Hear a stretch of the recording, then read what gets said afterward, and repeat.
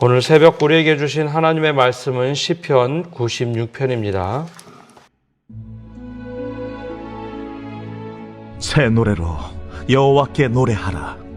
온 땅이여 여호와께 노래할지어다. 여호와께 노래하여 그의 이름을 송축하며 그의 구원을 날마다 전파할지어다. 그의 영광을 백성들 가운데에, 그의 기이한 행적을 만민 가운데에 선포할지어다. 여호와는 위대하시니 지극히 찬양할 것이요 모든 신들보다 경외할 것이며, 만국의 모든 신들은 우상들이지만 여호와께서는 하늘을 지으셨음이로다. 존귀와 위엄이 그의 앞에 있으며 능력과 아름다움이 그의 성소에 있도다. 만국의 족속들아, 영광과 권능을 여호와께 돌릴지어다. 여호와께 돌릴지어다. 여호와의 이름에 합당한 영광을 그에게 돌릴지어다. 예물을 들고 그의 궁정에 들어갈지어다. 아름답고 거룩한 것으로 여호와께 예배할지어다. 온 땅이여 그 앞에서 떨지어다. 모든 나라 가운데서 이르기를 여호와께서 다스리시니 세계가 굳게 서고 흔들리지 않으리라. 그가 만민을 공평하게 심판하시리라 할지로다. 하늘은 기뻐하고 땅은 즐거워하며 바다와 거기에 충만한 것이 외치고 밭과 그 가운데 있는 모든 것은 즐거워할지로다. 그때 숲의 모든 나무들이 여호와 앞에서 즐거이 노래하리니 그가 임하시되 땅을 심판하러 임하실 것임이라. 그가 의로 세계를 심판하시며 그의 진실하심으로 백성을 심판하시리로다.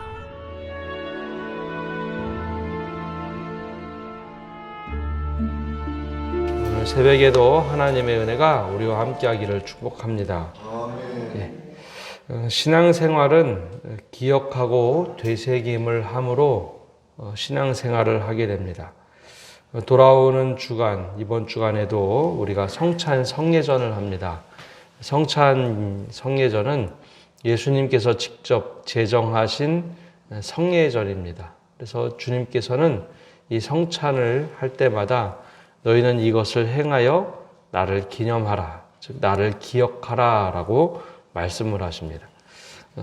기억이라는 것은 과거의 것을 다시 끄집어내는 것이죠. 그 과거의 것, 즉 예전에 하나님께서 약속하셨던 것을 다시 한번 기억하고 끄집어내고, 그것이 옛날 것이 아니라 오늘 지금 나에게 임하시는 하나님, 나에게도 지금 역사하시는 하나님. 그래서 신앙생활은 과거의 선조들의 이야기를 다시 기억하고 오늘의 내 것으로 삼는 것. 그래서 다시 되새김을 하고, 하나님께서 이렇게 일하셨지라고 고백하면서 신앙생활을 하는 겁니다. 그래서 과거의 것을 과거로 취급하는 것이 아니라 오늘 지금 나에게 역사하시는 하나님, 그리고 그 고백을 하면서 살아가는 것이 신앙생활입니다. 그래서 과거의 것을 어떻게 재해석하고 되새김질해서 내 것으로 삼느냐, 그것이 신앙생활의 건강함입니다. 오늘 시편 96편은 역대상 16장 23절에서 33절까지 나오는 기도의 내용하고 똑같습니다. 시편 역대상 16장 23절에 33절까지 나오는 이야기는 다윗이 법궤를 다윗성으로 가져왔을 때 아삽이 불렀던 찬양입니다. 그럼 이것이 어떤 상황이었는가? 다윗이 법궤를 처음으로 다윗성으로 가져오려고 했던 것이 아닙니다. 그 전에 한 번 시도한 일이 있습니다. 그때는 아주 처참하게 실패로 끝납니다. 그 사울 왕 시대에 전쟁에 법궤를 가지고 나가면 이길 것이다 라고 해서 법궤를 가지고 나갔다가 법궤를 빼앗기게 되죠. 그래서 그 법궤를 빼앗겼던 이 나라가 블레셋이 그것을 가져갔다가 웬걸요 난리가 났습니다. 다곤신의 목이 잘려버리고 그러자 이 블레셋 사람들이 그냥 수레에 실어서 법궤를 보내버립니다. 그래서 이 법궤를 좀 가져와야겠다 해서 그때 처음에 다윗이 왕이 된 다음에 아주 사람들을 많이 동원을 해서 축제를 벌이면서 법궤를 가져오려고 했습니다. 근데 그때 과시하려는 욕망 때문에 실수를 합니다. 법궤는 반드시 제사장들이 들고 가야 되는데 그땐 그렇게 하지 않고 수레에 법궤를 가져오려고 했습니다. 근데 이 절차, 하나님 보시기에 잘못된 절차뿐만 아니라 과시하고 싶어서 찬양대와 그 웅장한 수많은 사람들을 동원했는데 결정적으로 법궤 움직이는 그 규례를 제대로 지키지 않았습니다. 그래서 법궤를 가져오려고 했는데 베레스 우사라는 사건이 벌어집니다. 우사가 소가 날뛰자 그 법궤를 손으로 잡는 순간 죽게 되죠. 그래서 큰 망신을 당합니다. 아, 이것이 아니구나. 그래서 다윗의 모든 계획이 수포로 돌아갑니다. 그리고 한참 시간이 지나서 이번엔 다시 기아리 여야림에서 이 법궤를 가져올 때 이번만큼은 철저하게 규례를 지키고 찬양대를 세우고 수많은 사람 동원해서 축제를 벌이기보다는 정말 하나님의 법궤가 이 다윗성에 들어오는 것을 기뻐하죠. 그때 불렀던 찬양이 역대상 16장 23절에서 33절까지 나오는 찬양의 내용입니다. 오늘 시편하고 똑같습니다. 근데 왜 이것이 다시 기억한다라고 말씀드렸는가 하면 우리가 가지고 있는 성경에는 따로 표제, 제목이 따로 되어 있지 않지만 헬라어로 번역된, 즉 히브리어를 헬라어로 번역했던 70인역이라는 성경이 있습니다. 이게 우리는 그걸 보지 않는데 예수님 당시 시대에는 이 70인역 성경을 많이 보았습니다. 근데 그 70인역 성경에는 이렇게 제목이 되어 있습니다. 포로 이후에 그 집이 건축되었을 때 다윗의 노래. 포로 이후에 그 집이 건축됐다라고 하면 제 짐작이 가시죠. 포로기 이후에 그 집, 즉 성전, 다윗성을 다시 재건할 때 다시 한번 부르던 노래.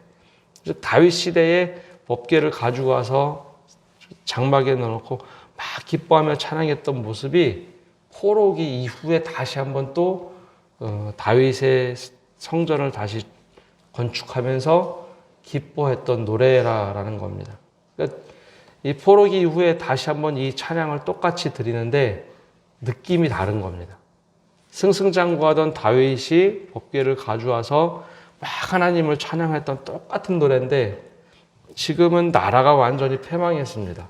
그리고 포로기 이후 포로로 잡혀갔다가 고향에 돌아와서 참 허탄한 마음에서 이 찬양을 부를 때는 상황과 환경이 완전히 바뀌었기 때문에 똑같은 노래인데 느낌은 다릅니다. 그럼에도 불구하고 어떤 노래를 불렀는지 똑같은 찬양이라도 지금 비참한 가운데서도 이 노래를 불렀던 것이 과연 어떤 느낌인지 이 과거의 영광을 재현한다라고만 할 수 없고 어떤 뉘앙스였는지 한번 이 시편을 보면서 신앙생활을 저렇게도 할 수 있구나라는 것을 한번 기억해 보시기 바랍니다.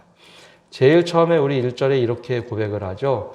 새 노래로 여호와께 노래하라. 온 땅이여 여호와께 노래할지어다. 가장 먼저 새 노래라라고 이야기하고 있습니다. 새 노래가 뭐 대단하냐. 우리도 찬양을 부르다 보면 새 노래로, 새 찬양으로 찬양을 드리는데 뭐 이렇게 대단하다고 새 노래로 여호와께 노래 부른다라고 할까요? 사실 새 노래라는 것은 새 찬양을 얘기하기보다는 아주 특별한 찬양을 이야기합니다. 우리나라가 조선시대에서 조선이 망하고 새로운 국호를 만들었는데 처음에 우리가 새로운 국호를 만들 때는 대한제국이라고 불렀습니다. 제국의 시대, 왕의 시대를 그대로 이어받자. 그래서 구한말에 대한제국이라는 이름을 붙였죠. 그리고 나서 국호가 독립운동가들에 의해서 대한제국에서 대한민국으로 바뀌었습니다. 왕의 나라가 아니라 백성의 나라. 그리고 나서 애국가를 처음으로 만들게 됩니다. 애국가가 그냥 나온 것이 아니라 나라의 전환기, 나라 국호를 만들고 새로운 나라가 됐을 때 애국가를 만듭니다. 그것이 바로 이제 새 노래라는 거죠. 새 노래는 어떤 큰 대전환기 때 특별히 부르는 노래, 이것을 새 노래라고 얘기합니다. 그러면 여기서 말하는 하나님께 드렸던 새 노래에는 어떤 의미가 있을까요? 보통 학자들은 세 가지를 얘기합니다.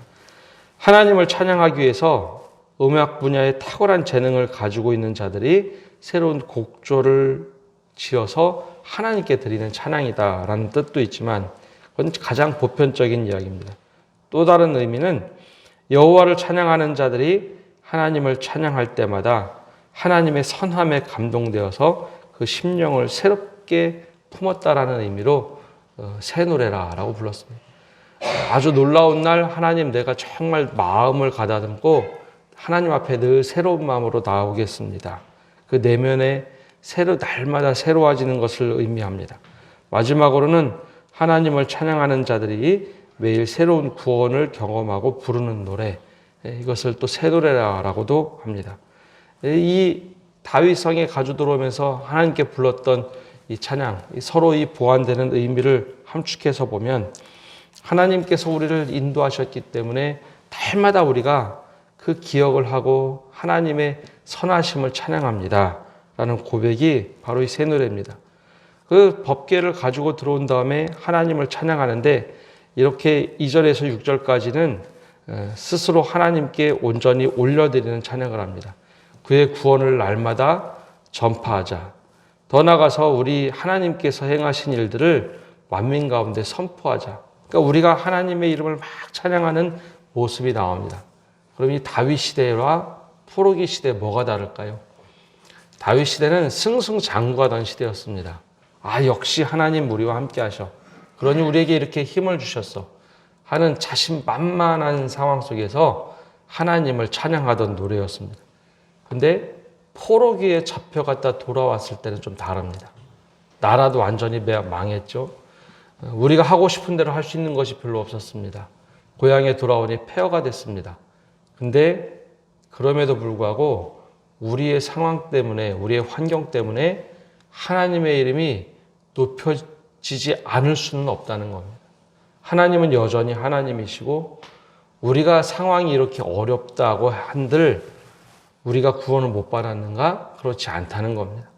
여전히 하나님은 우리를 구원하시고 또 기이한 일을 행하셨기 때문에 우리가 이 자리에서도 하나님을 찬양하는 것이 맞다는 겁니다. 우리를 잘되게 하셔서 하나님을 찬양하는 것도 맞지만 지금 포로에 잡혀갔다 다시 돌아올 수 있는 것 이 자체도 하나님의 은혜라는 거죠.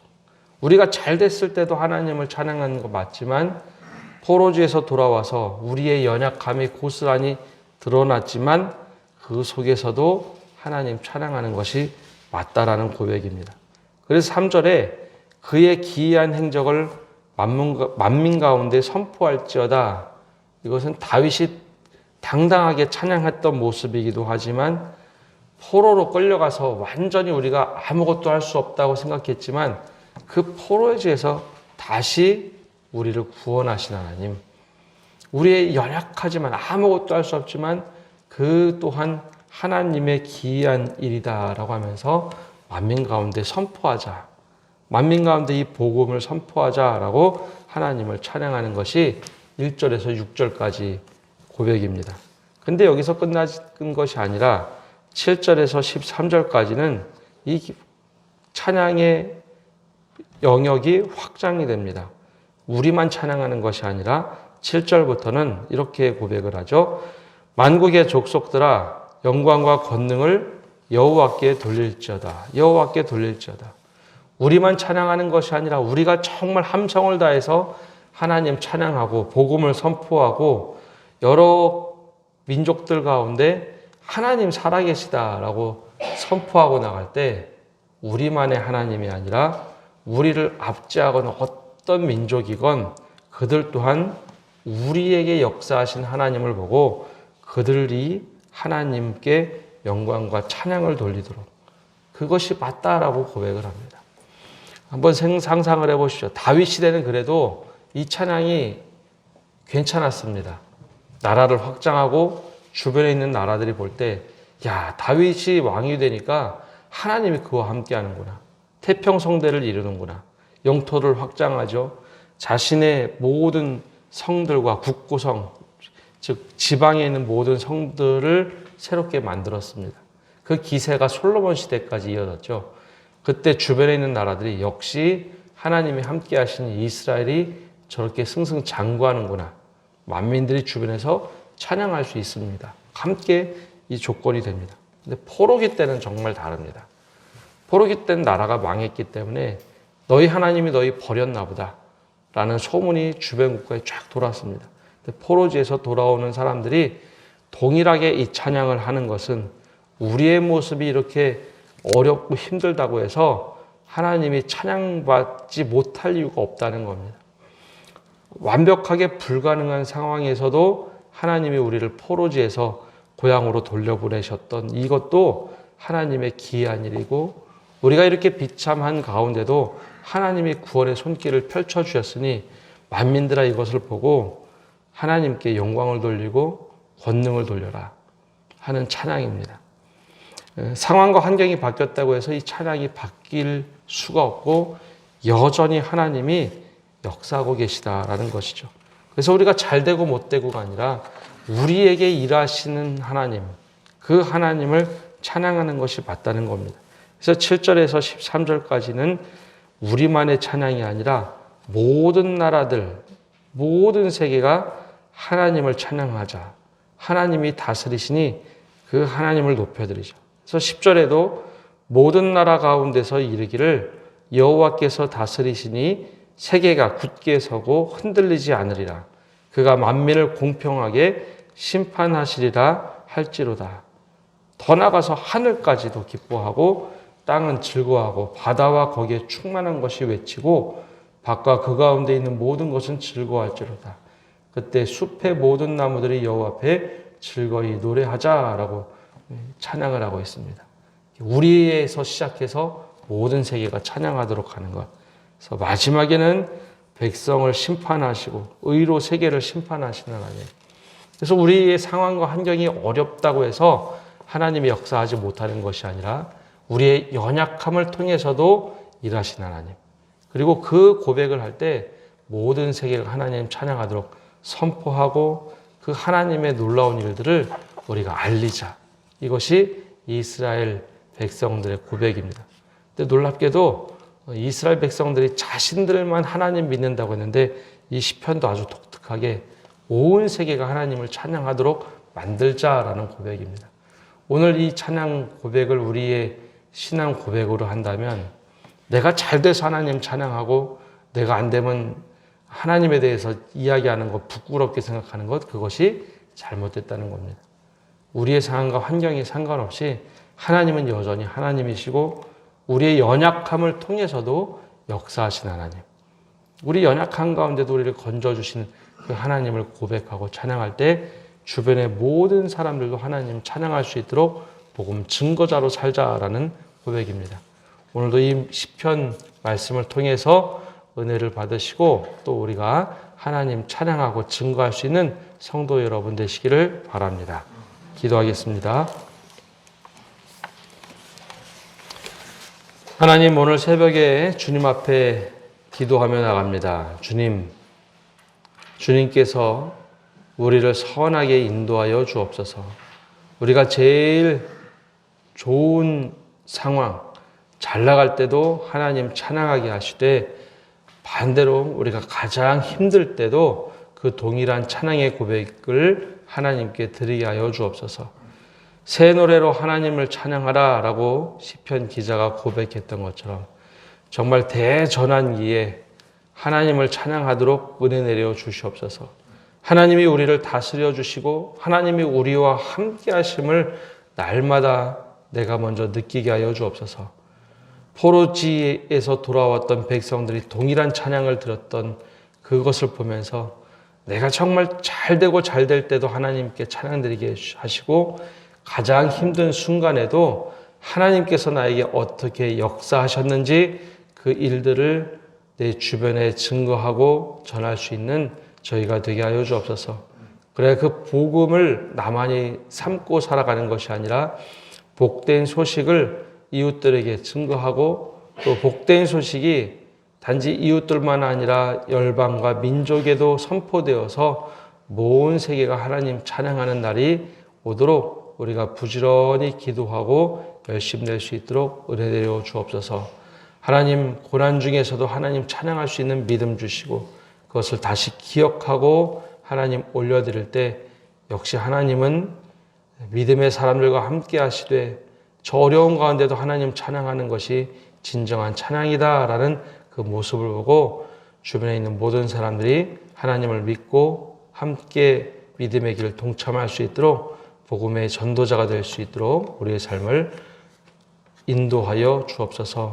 오늘 한날도 우리와 함께 해주시고 슬픔을 당한 모든 사람들, 어려움을 당한 모든 사람들에게도 주님께서 역사하여 주옵소서. 이 모든 말씀 예수님의 이름으로 기도합니다.